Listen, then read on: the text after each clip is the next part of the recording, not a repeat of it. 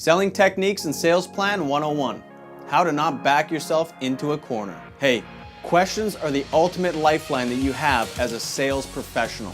Well, maybe not the ultimate, but they're pretty damn important. If you're making statements, you're almost always backing yourself into a corner and giving up control of the sale to your prospect. Here are 4 tips for using questions to control the sale. Tip number 1, you have to ask the prospect at least 3 questions to get the real answer. Why? Well, prospects, they hold their cards close to their chest. They're playing the game, so you gotta have the goods to keep on digging. But just make sure that you're being gentle and not forcing your way in. Tip number 2, you have to get to the heart of the matter, their pain.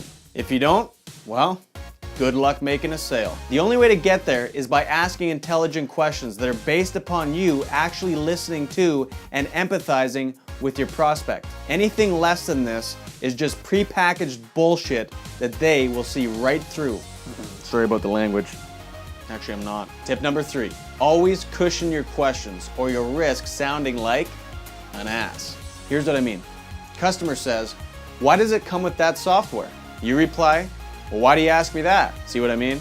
Instead, you could say something like, "I get the feeling that you've had a bad experience with that software." Is that a fair statement? See? So take the edge off your questions by prefacing them with a statement and make sure you're friendly. Tip number 4, and this is a big one. Well, they're all big, but most salespeople shoot themselves by doing exactly this. Never answer a question which was never asked in the first place. Prospect says, "Well, how much is it?" Average salesperson replies with, "Well, let me just tell you all about our fantastic financing options that we have. The guy didn't ask about frickin' financing." Speaking of being nice about it.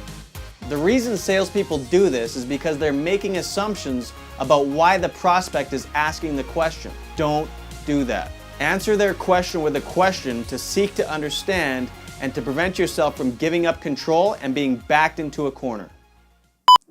Lacking confidence sucks, and so does failing at sales. Years ago, I learned a handful of principles that, when applied, radically altered my results and my ability to influence people.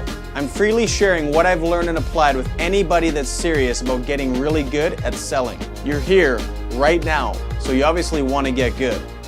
Click the link below to secure your free lifetime access to this ongoing comprehensive training. I'm doing this for a couple of reasons. 1, I know from experience that if I do something that contributes to the prosperity of another, I can't help but prosper in turn myself.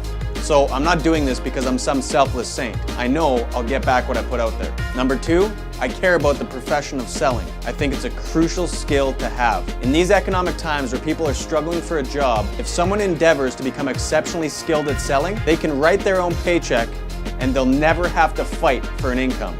If you get really good at this, and I believe that anybody can, you'll have people hunting you down non-stop.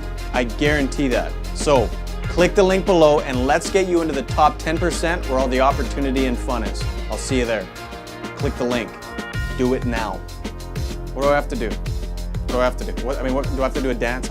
I am sick of wearing this. I want to get out of here, but I'm still sitting here because I know you're sitting here watching this for some reason. Click the link. Okay, that's it.